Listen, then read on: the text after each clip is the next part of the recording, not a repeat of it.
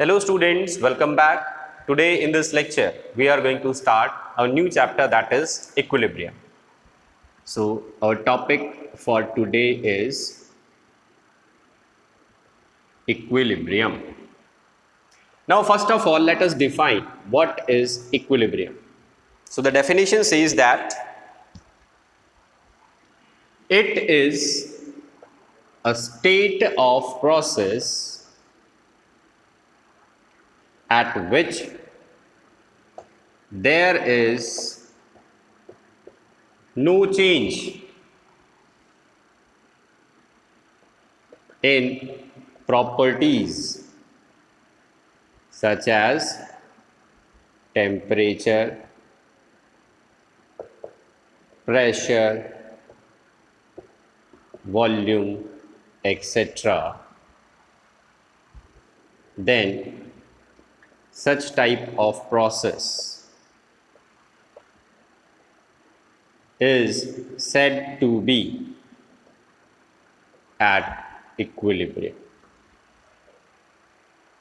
तो इक्विलिब्रियम क्या है? इक्विलिब्रियम एक स्टेट है किसी प्रोसेस की जहां पर प्रॉपर्टीज जैसे कि टेम्परेचर, प्रेशर और वॉल्यूम, इनमें कोई चेंज नहीं आता. तो उस टाइम पर प्रोसेस जो है उसको क्या बोला जाएगा? इस प्रोसेस को बोला जाएगा कि प्रोसेस जो है वो इक्विलिब्रियम पे आ चुका है. एग्जाम्पल लेते हैं इसका. एग्जाम्पल है मेल्टिंग ऑफ आइस. हमारे पास एक आइस का टुकड़ा है. हमें यह पता है 0 डिग्री सेंटीग्रेड जो है वो वाटर का मेल्टिंग पॉइंट होता है. तो 0 डिग्री सेंटीग्रेड मेल्टिंग पॉइंट है वाटर का. इसका यह मतलब हुआ कि आइस जो है वो इस टेम्परेचर पर आते ही मेल्ट होकर लिक्विड स्टेट में कन्वर्ट होना शुरू हो जाएगी. Ice changes into liquid at this temperature. ठीक है. और प्रेशर कितना रखना है? एटमॉस्फेरिक प्रेशर, नॉर्मल कंडीशन की बात कर रहे हैं हम. तो ये वो टेम्परेचर है जिस पे आइस जो है वो मेल्ट होना शुरू हो जाती है. कंप्लीटली मेल्ट नहीं हो जाती, मेल्ट होना शुरू हो जाती है. अब एक चीज तुमने और पढ़ी होगी, वाटर का फ्रीजिंग पॉइंट क्या होता है? वाटर का फ्रीजिंग पॉइंट भी 0 डिग्री सेंटीग्रेड होता है. और फ्रीजिंग का मतलब क्या होता है? फ्रीजिंग का मतलब होता है लिक्विड से सॉलिड बनना. तो वाटर यहां पर लिक्विड स्टेट में है और यहां पर वाटर सॉलिड स्टेट में. तो इसका यह मतलब हुआ कि एट 0 डिग्री सेंटीग्रेड वाटर जो है वो सॉलिड स्टेट से लिक्विड स्टेट के अंदर भी आता है. और क्योंकि यही फ्रीजिंग पॉइंट होता है, इस वजह से वाटर सॉलिड बनता भी है लिक्विड स्टेट से. तो अगर मैं आइस के टुकड़े को 0 डिग्री सेंटीग्रेड पर स्टडी कर रहा हूं तो ये आइस जो है ये वाटर के अंदर मेल्ट भी हो रही होगी और साथ साथ ये वाटर जो मेल्ट हो चुका वो वापस आइस में भी कन्वर्ट हो रहा होगा. तो ये वो टेम्परेचर हो गया जिसपे हमें दोनों ऑपोजिट प्रोसेस एक साथ होते हुए दिखते हैं. अब अगर तुम किसी कंटेनर में 0 डिग्री सेंटीग्रेड टेम्परेचर मेंटेन करके रखते हो और तुम किसी आइस के टुकड़े को स्टडी करते हो तो ये जो आइस का ब्लॉक है इसके अंदर तुम्हें कोई चेंज होता हुआ दिखाई नहीं देगा, चाहे कितना भी टाइम जो है इसको इस टेम्परेचर पे आप रखिए. 0 डिग्री सेंटीग्रेड पर हमें इस आइस के टुकड़े में कोई चेंज दिखाई नहीं देगा. जितना पानी आपको मेल्ट होता हुआ दिख रहा है उतना ही पानी वापस फ्रीज होके आइस बना लेगा. तो इसका यह मतलब हुआ 0 डिग्री सेंटीग्रेड पे इस आइस के ब्लॉक का ना तो टेम्परेचर चेंज होता है, ना प्रेशर चेंज होता है, और यहां पर वॉल्यूम ऑफ वाटर जो है वो भी चेंज नहीं होता. तो इस स्टेट को क्या बोला जाएगा? इस स्टेट को बोला जाएगा कि यहां पर प्रोसेस जो है वो हमारा क्या है? At equilibrium. At this state process is at equilibrium. State क्या है? 0 डिग्री सेंटीग्रेड टेम्परेचर पे. इस टेम्परेचर पे ये प्रोसेस एक ऐसी स्टेट में है जहां पर दोनों प्रोसेस जो अपोजिट प्रोसेस हैं वो एक साथ होते हुए दिख रहे हैं. ऐसे प्रोसेस को क्या बोला जाता है? ऐसे प्रोसेस को बोला जाता है इक्विलिब्रियम. तो ये मतलब हुआ इक्विलिब्रियम का. अब देखो बच्चों, इक्विलिब्रियम, ये जो थर्मोडायनेमिक प्रोसेस हम स्टडी कर रहे हैं जो हो रहा था, ये प्रोसेस दो तरीके से करवाया जा सकता है। क्या है दो तरीके? एक तो ये प्रोसेस किसी फिजिकल चेंज को कंसीडर कर सकता है या फिर किसी केमिकल चेंज को। तो इसी के बेसिस पे जो इक्विलिब्रियम है इसको हम दो कैटेगरीज में डिवाइड कर देते हैं। एक तो है फिजिकल इक्विलिब्रियम और दूसरा है केमिकल इक्विलिब्रियम।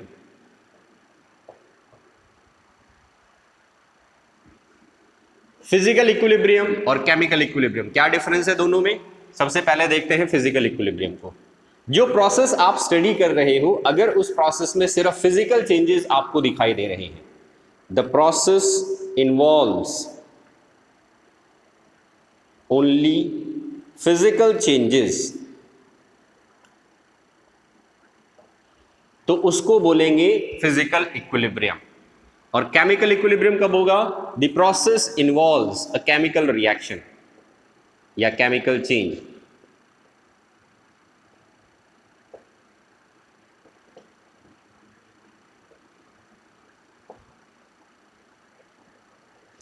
तो कोई प्रोसेस जिसको आप स्टडी कर रहे हो उसमें कोई केमिकल रिएक्शन इन्वॉल्व है तो वो केमिकल इक्विलिब्रियम कहलाएगा। और कोई प्रोसेस आप स्टडी कर रहे हो जो इक्विलिब्रियम पे है लेकिन उसमें एक फिजिकल चेंज हमें दिखाई दे रहा है तो वो फिजिकल इक्विलिब्रियम कहलाएगा। सबसे पहले हम स्टडी करेंगे फिजिकल इक्विलिब्रियम। फिजिकल इक्विलिब्रियम का एग्जांपल मैंने एक तो अभी आपको समझाया था। वाटर जो है वो आइस की फॉर्म में है और ये मेल्ट हो रहा है तो वाटर मेल्ट होकर लिक्विड स्टेट में चला जाता है। तो ये क्या था? एक फिजिकल चेंज था। तो इस फिजिकल चेंज को क्या बोलेंगे? एक फिजिकल इक्विलिब्रियम बोलेंगे। तो हम सबसे पहले फिजिकल इक्विलिब्रियम जो है इसको स्टडी करेंगे। तीन टाइप्स आते हैं फिजिकल इक्विलिब्रियम में। सॉलिड लिक्विड इक्विलिब्रियम, दूसरा आता है लिक्विड गैस इक्विलिब्रियम, तीसरा आता है सॉलिड गैस इक्विलिब्रियम। सबसे पहले बात करते हैं सॉलिड लिक्विड इक्विलिब्रियम की। सॉलिड लिक्विड इक्विलिब्रियम ये आपको दिखाई देगा एट मेल्टिंग पॉइंट। किसी भी सब्सटेंस का जो मेल्टिंग पॉइंट होता है, डेफिनेशन क्या दी जाती है? Melting point, the temperature at which solid starts changing into liquid, ये डेफिनेशन होती है। और जो मेल्टिंग पॉइंट होता है वो ही चीजों का फ्रीजिंग पॉइंट भी होता है। ठीक है, तो इसको हम melting point oblique freezing point भी लिख सकते हैं। मेल्टिंग पॉइंट पे सॉलिड जो है वो लिक्विड में कन्वर्ट होना शुरू हुआ था और फ्रीजिंग पॉइंट पे क्या होता है? फ्रीजिंग पॉइंट पे लिक्विड जो है वो सॉलिड में कन्वर्ट होना शुरू हो जाता है। तो फ्रीजिंग पॉइंट की अगर मैं बात करूं, temperature at which liquid starts changing into solid.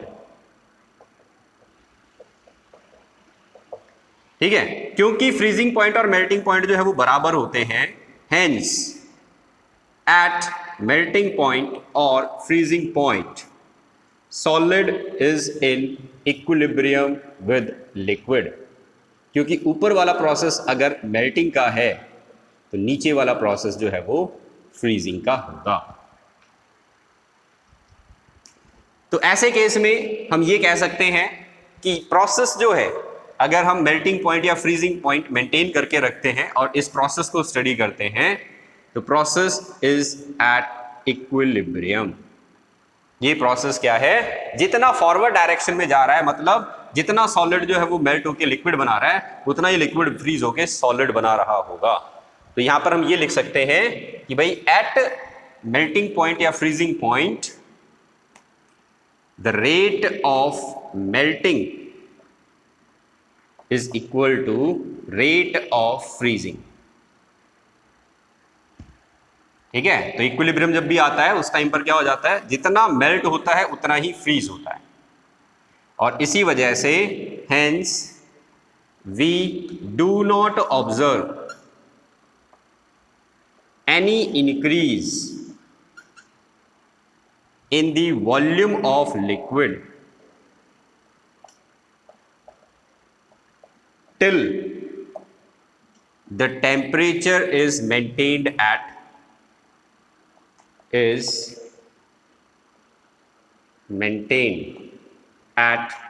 melting point या फिर freezing point। तो ये हो जाता है हमारा पहला equilibrium, solid liquid equilibrium.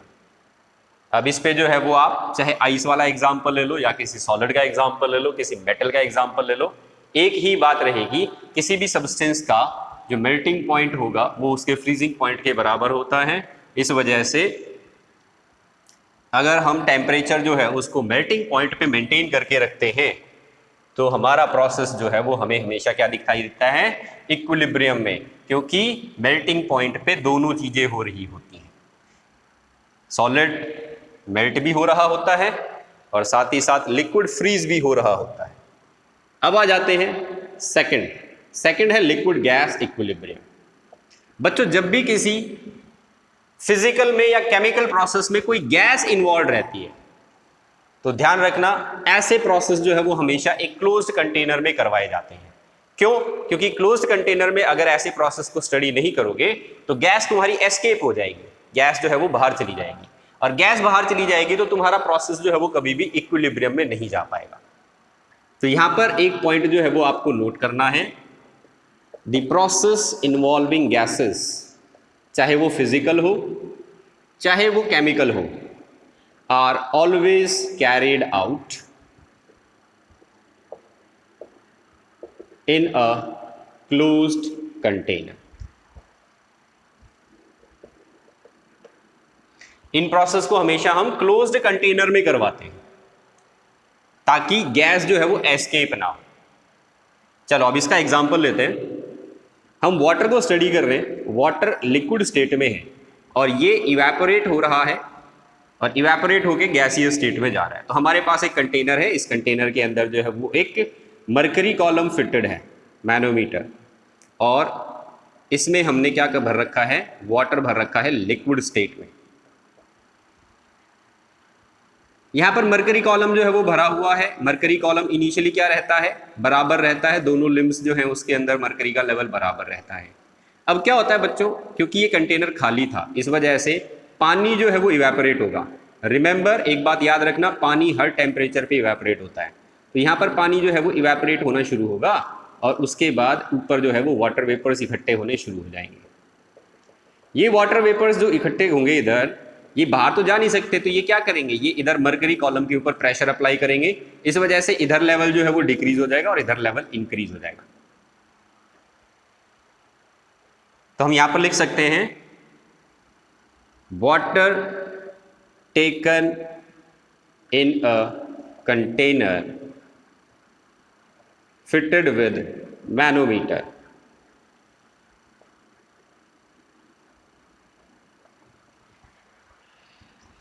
this water evaporates and form water vapor which exert pressure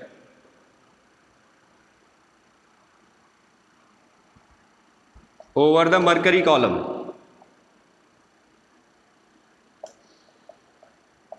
mercury column पे ये वाटर वेपर क्या करती है, प्रेशर एक्सर्ट करती है। इस वजह से मरकरी कॉलम जो है वो राइज होता है, विच राइज टू हायर लेवल। तो इनिशियली जो है वो मरकरी कॉलम राइज होगा क्योंकि वाटर वेपर्स बनते जाएंगे और वाटर वेपर्स इस मरकरी कॉलम पे प्रेशर एक्सर्ट करते जाएंगे। लेकिन कुछ टाइम बाद में, after some time, this mercury level it stops rising. After some time this mercury level stops rising. जब ये मरकरी लेवल राइज होना बंद हो जाए उस टाइम पर ये प्रोसेस जो है उसकी स्टेट क्या रहती है, तो उस टाइम पर ये प्रोसेस जो है इक्विलिब्रियम में चला जाता है। तो अभी तक जो पानी इवेपोरेट हो रहा था और ऊपर वेपर्स की फॉर्म में इकट्ठा हो रहा था, उसके अंदर क्या चेंज आया कुछ टाइम बाद में? जितना वो इवेपोरेट हो रहा है उतनी ही उसकी वेपर्स वापस कंडेंस हो रही है। इस वजह से और ज़्यादा वाटर वेपर्स जो है वो ऊपर कलेक्ट नहीं हो पाई और इसी वजह से मरकरी कॉलम जो है वो राइज होना बंद हो गया। तो ये सेकंड पॉइंट है, कुछ टाइम बाद में मरकरी लेवल जो है वो राइज होना बंद हो जाता है बिकॉज रेट ऑफ इवेपोरेशन जो है वो किसके बराबर हो जाता है? रेट ऑफ कंडेंसेशन के बराबर। कंडेंसेशन का मतलब क्या होता है? कंडेंसेशन का मतलब होता है गैसियस स्टेट से लिक्विड स्टेट में आना। तो ये वाटर वेपर्स जो ऊपर इकट्ठी हुई हैं, ये जैसे लिक्विड की सरफेस से टकराती हैं तो ये कंडेंस हो जाती हैं और टेम्परेचर की वजह से ये लिक्विड जो वाटर है ये इवेपोरेट भी हो रहा होता है। तो इसका ये मतलब हुआ कि कुछ टाइम बाद में ये दोनों प्रोसेस इकट्ठे एक साथ चलते रहते हैं। जितना पानी इवेपोरेट हो रहा होता है उतना ही पानी कंडेंस हो रहा होता है। तो इस बात का ध्यान रखना बच्चों, कुछ टाइम बाद में जो है वो मरकरी का लेवल राइज होना बंद क्यों हो गया? क्योंकि कुछ टाइम बाद में जितना रेट ऑफ इवेपोरेशन है उतना ही रेट ऑफ कंडेंसेशन है। ये चीज आपको दिखाई देती है जब आप किसी भी लिक्विड को उसके बॉइलिंग पॉइंट तक पहुंचा देते हैं। बॉइलिंग पॉइंट वो टेम्परेचर है जिस पर लिक्विड और गैस इक्विलिब्रियम में रहते हैं। तो ये हो गया हमारा सेकेंड टाइप। तो लिक्विड और गैस इक्विलिब्रियम जो है वो क्यों आता है? इवेपोरेशन और कंडेंसेशन के बराबर हो जाने की वजह से।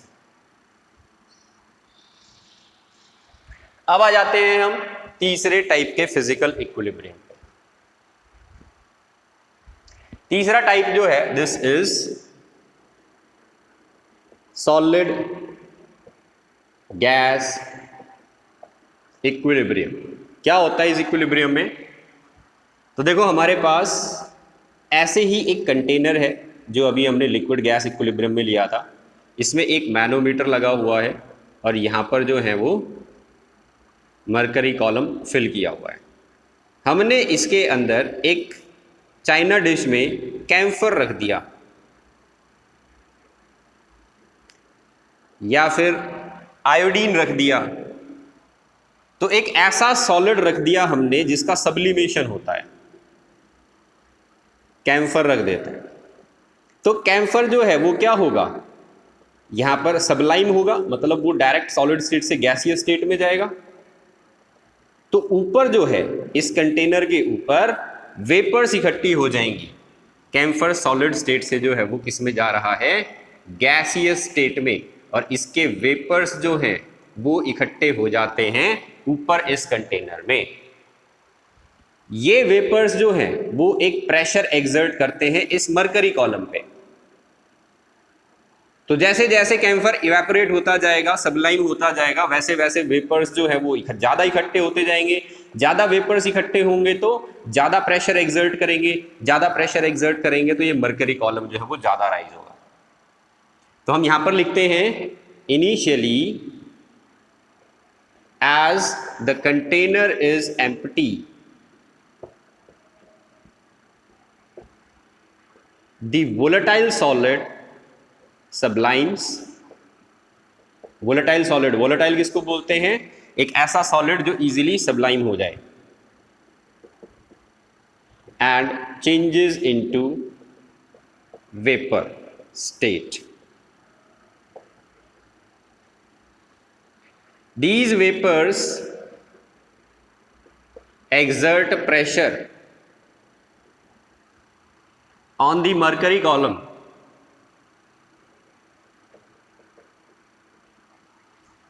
ये वेपर्स प्रेशर एक्सर्ट करते हैं मरकरी कॉलम पे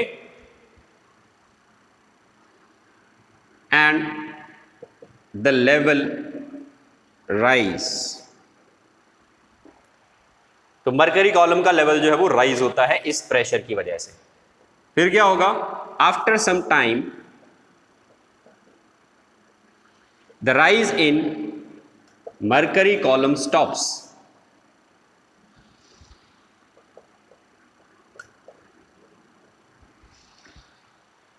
तो ये मरकरी कॉलम का राइज जो है वो बंद क्यों हो गया? ये बंद इसलिए हो गया कि रेट ऑफ सब्लिमेशन, जितना सॉलिड अब सब्लिमेशन शो कर रहा है उतने ही वेपर्स जो है वो कंडेंसेशन शो कर रही हैं। तो देखो बच्चों, जैसे जैसे तुम्हारे वेपर्स जो है वो ज्यादा इकट्ठे होते जाएंगे, एक ऐसा टाइम आएगा जब ये वेपर्स जो सॉलिड की सरफेस के पास थे वो इस सॉलिड की सरफेस से टकराएंगे और यहीं पर कंडेंस हो जाएंगे। तो दो प्रोसेस एक साथ चल रहे हैं, वेपर सॉलिड की सरफेस से टकरा के कंडेंस भी हो रहे हैं और सॉलिड जो है वो वेपर स्टेट में कन्वर्ट भी हो रहा है। तो इसका ये मतलब हुआ कुछ टाइम बाद में जो है वो मरकरी का कॉलम राइज होना क्यों बंद हो गया? क्योंकि जितने वेपर्स कंडेंस होके और सॉलिड स्टेट में कन्वर्ट हो रहे हैं उतने ही वेपर्स सॉलिड स्टेट से बन रहे हैं। तो यहां पर हम क्या कह देते हैं? यहां पर solid is in equilibrium with gas. तो ऐसी स्टेट जब आ जाती है तो उस प्रोसेस को बोला जाता है उस टाइम पर कि प्रोसेस इक्विलिब्रियम में है।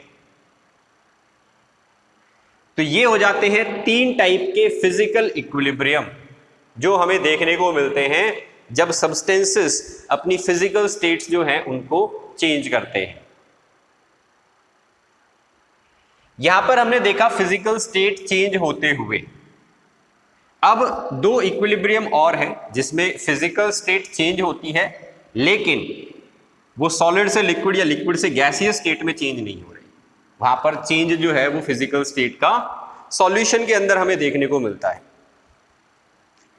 तो यहां पर एक और एग्जांपल ले लेता हूं, इसको फोर्थ टाइप कह सकते हो आप फिजिकल इक्विलिब्रियम के अंदर, सॉलिड सॉल्यूशन इक्विलिब्रियम।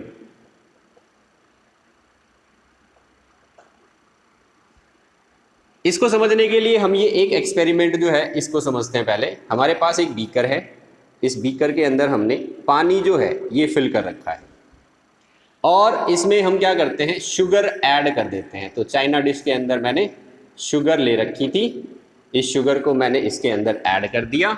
ऐड करने के बाद जो है वो मैं इसको डिसॉल्व करना शुरू कर देता हूं। तो शुगर जो है वो इनिशियली स्टार्टिंग में क्या हो जाती है, जितनी शुगर मैं डाल रहा हूं वो आराम से डिसॉल्व हो जाएगी। तो देखो बच्चों, यहां पर हम देखते हैं इस टाइम पर प्योर वाटर है। प्योर वाटर का मतलब यहां पर कोई शुगर के मॉलिक्यूल्स या कोई दूसरे सॉल्ट जो है वो प्रेजेंट नहीं थे। लेकिन जब मैं चीनी इसके अंदर डालता हूं, डिसॉल्व करना शुरू करता हूं, तो यहां पर वाटर तो है ही लेकिन साथ साथ शुगर जो है वो डिसॉल्व होना शुरू हो जाती है और डिसॉल्व होके ये डिफ्यूज करेगी उन हिस्सों में जहां पर शुगर के मॉलिक्यूल्स नहीं है। ठीक है, तो शुगर जो है, शुगर का डिसोल्यूशन स्टार्ट हो जाता है एंड इट स्टार्ट्स डिफ्यूजिंग,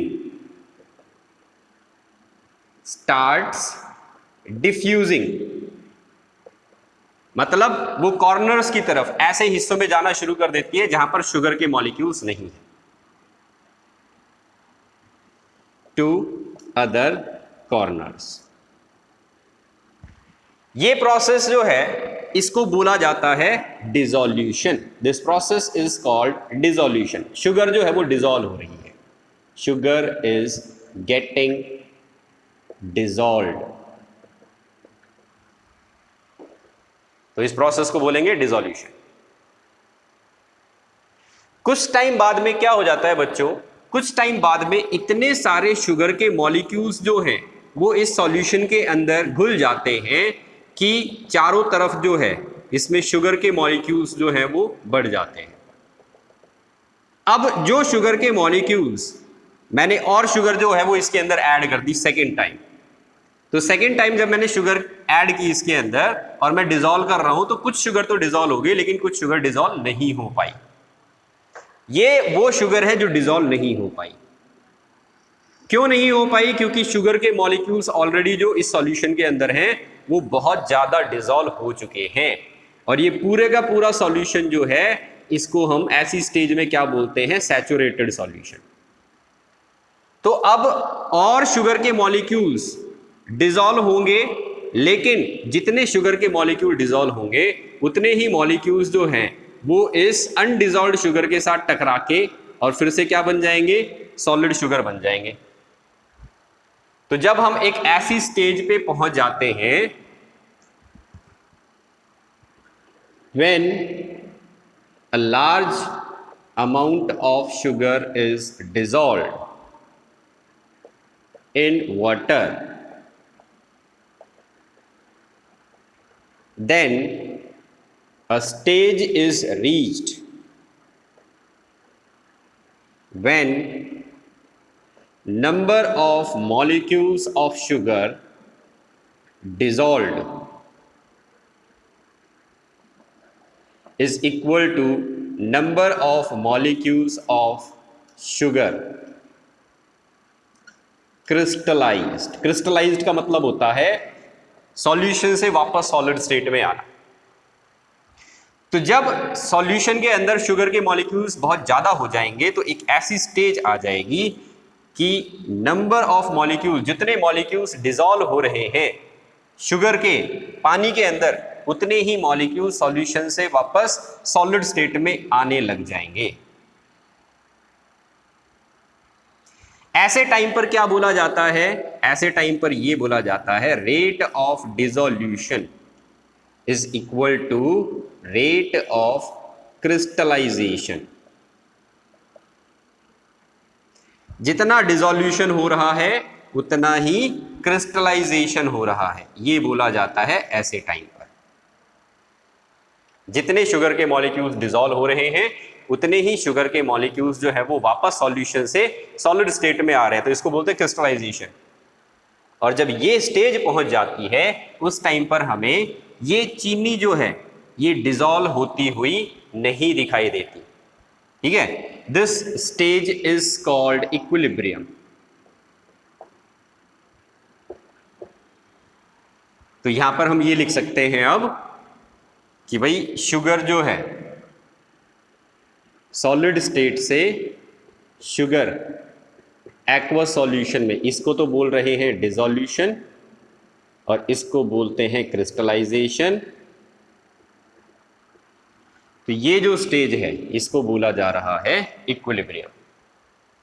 तो जब चीनी डिसॉल्व होती हुई नहीं दिखाई देती आपको सॉल्यूशन के अंदर, तो समझ जाओ उस टाइम पर तुम्हारा प्रोसेस जो है वो कहां जा चुका है, इक्विलिब्रियम में जा चुका है। और उस टाइम पर क्या हो रहा होता है सॉल्यूशन के अंदर, जितने शुगर के मॉलिक्यूल्स डिसॉल्व हो रहे होते हैं उतने ही शुगर के मॉलिक्यूल्स वापस क्रिस्टलाइज हो रहे होते हैं। तो हमें ऐसा लगता है कि चीनी डिसॉल्व नहीं हो रही, लेकिन एक्चुअल में क्या है, चीनी डिसॉल्व तो हो रही है लेकिन जितनी डिसॉल्व हो रही है उतनी ही वापस क्रिस्टलाइज हो जाती है। Such type of solution is called saturated solution, जिसमें और ज्यादा चीनी आप डिसॉल्व नहीं कर सकते, उसको क्या बोलते हैं, सैचुरेटेड सॉल्यूशन। और जिस सॉल्यूशन के अंदर आप और चीनी डिसॉल्व कर सकते हो, मतलब डिसोल्यूशन जो है वो ज्यादा है क्रिस्टलाइजेशन से, तो ऐसी सॉल्यूशन को क्या बोलते हैं, unsaturated solution. Solution in which rate of dissolution is more than rate of crystallization, then such a type of solution is called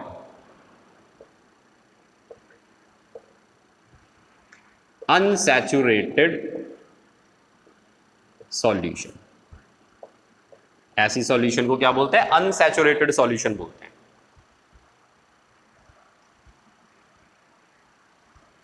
यहां पर एक डेफिनेशन और आती है बच्चों, सॉल्युबिलिटी। क्या होती है सॉल्युबिलिटी की, जैसे मैं चीनी को डिसॉल्व कर रहा हूं पानी में, तो solubility of sugar in water ऐसे बोला जाएगा। इसका मतलब है मैं 100 ग्राम पानी में, अगर 100 ग्राम पानी ले लिया जाए एक बीकर के अंदर, और इस 100 ग्राम पानी के अंदर जो है वो हम शुगर को डिसॉल्व कर रहे हैं, तो कितना ग्राम शुगर जो है वो आप डिसॉल्व कर पाओगे मैक्सिमम इस पानी के अंदर, ताकि तुम्हारी सॉल्यूशन कैसी बन जाए, सैचुरेटेड सॉल्यूशन बन जाए, वो कहलाती है सॉल्युबिलिटी। तो डेफिनेशन क्या हो जाती है, maximum amount of sugar in gram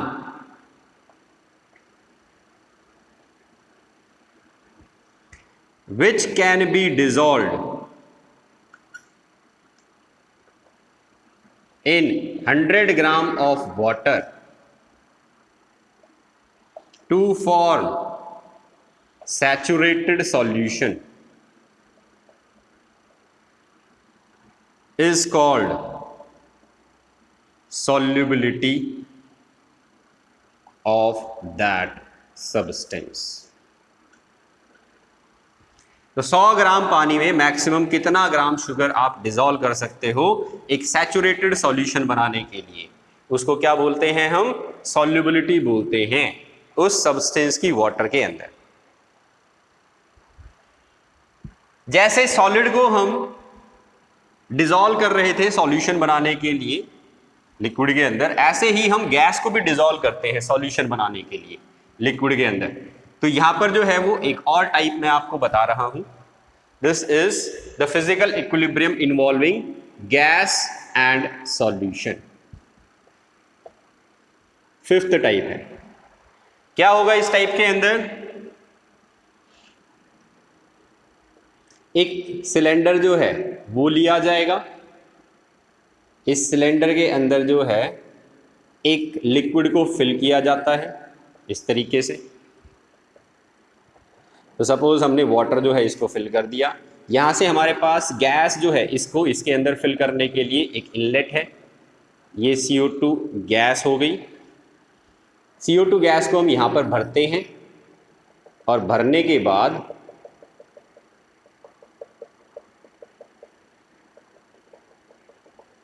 ये गैस जो है इस पानी की सरफेस से टकराती है और इसमें डिसॉल्व होती है।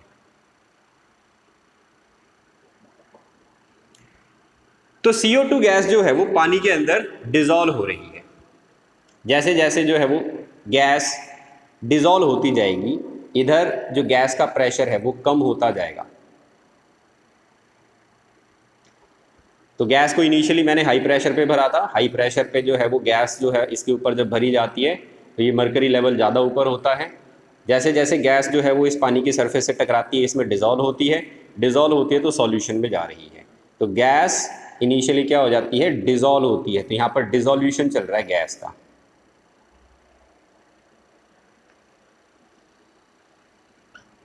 और वो सॉल्यूशन के अंदर कन्वर्ट हो रही है। तो ये मरकरी लेवल धीरे धीरे क्या होगा, वापस नीचे आने लगेगा। एक ऐसी स्टेज आ जाती है जब जितनी गैस इस लिक्विड के अंदर डिसॉल्व हो रही है इसकी सरफेस से स्ट्राइक करके, उतनी ही गैस इस सॉल्यूशन से वापस बाहर आने लग जाती है गैसियस स्टेट में। तो यहां पर हम क्या लिखते हैं, initially when the pressure is high, initially when pressure is high, gas molecules strike with the liquid and get dissolved in it, इसमें डिसॉल्व हो जाते हैं। as the gas molecules gets dissolved, a stage is reached, एक ऐसी stage आ जाती है when number of gas molecule dissolved is equal to number of gas molecules coming out of the solution। तो ये जो स्टेज आ गई जिसपे जितने मॉलिक्यूल्स डिसॉल्व हो रहे हैं उतने ही मॉलिक्यूल सॉल्यूशन से बाहर आ रहे हैं, at this stage equilibrium is reached, इस स्टेज पे इक्विलिब्रियम जो है वो आ जाता है। और इस स्टेज पे क्या होता है, rate of dissolution is almost equal to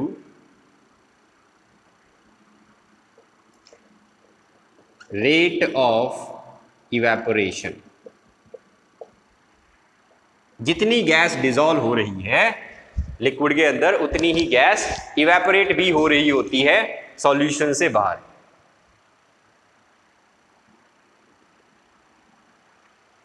तो ये हो जाता है गैस और सॉल्यूशन इक्विलिब्रियम, और इस इक्विलिब्रियम को यूज करके हम क्या बनाते हैं, कोल्ड ड्रिंक। तो कोल्ड ड्रिंक में लिखा होता है कार्बोनेटेड वाटर। कार्बोनेटेड वाटर का मतलब CO2 गैस को डिसॉल्व किया जाता है पानी में। तो जितना ज्यादा प्रेशर बढ़ाओगे उतना ज्यादा गैस डिसॉल्व होगी। तो यहां पर मैं आपको एक लॉ जो है वो लिख के दिखा रहा हूं। कितनी गैस डिसॉल्व होगी वो डिपेंड करता है गैस के प्रेशर पे। Amount of gas dissolved in a liquid depends on the pressure of gas over the liquid. तो जितना ज्यादा प्रेशर उतनी ही ज्यादा अमाउंट ऑफ गैस डिसॉल्व्ड। तो मास ऑफ गैस डिसॉल्व्ड जो है वो किसके प्रोपोर्शनल है, pressure of gas over the liquid. और इसमें हम एक कांस्टेंट लगा देते हैं, इसको बोला जाता है हेनरीज लॉ। हेनरीज लॉ हमें यह बताता है कि कितना प्रेशर लगाओगे तो कितनी गैस डिसॉल्व होगी। तो जैसे हम प्रेशर बढ़ाते हैं तो ज्यादा गैस के मॉलिक्यूल्स जो है वो टकराते हैं लिक्विड की सरफेस से, और ज्यादा मॉलिक्यूल्स टकराएंगे तो ज्यादा गैस डिसॉल्व होगी। जितना ज्यादा प्रेशर गैस का उतने ज्यादा मॉलिक्यूल्स, और जितने ज्यादा मॉलिक्यूल्स उतना ही ज्यादा डिसॉल्व होंगे और सॉल्यूशन बनाएंगे। तो ये प्रोसेस हो जाता है हमारा गैस सॉल्यूशन इक्विलिब्रियम। तो ये था बच्चों फिजिकल इक्विलिब्रियम। नेक्स्ट लेक्चर में हम डिस्कस करेंगे केमिकल इक्विलिब्रियम के बारे में। That's all for today, thank you.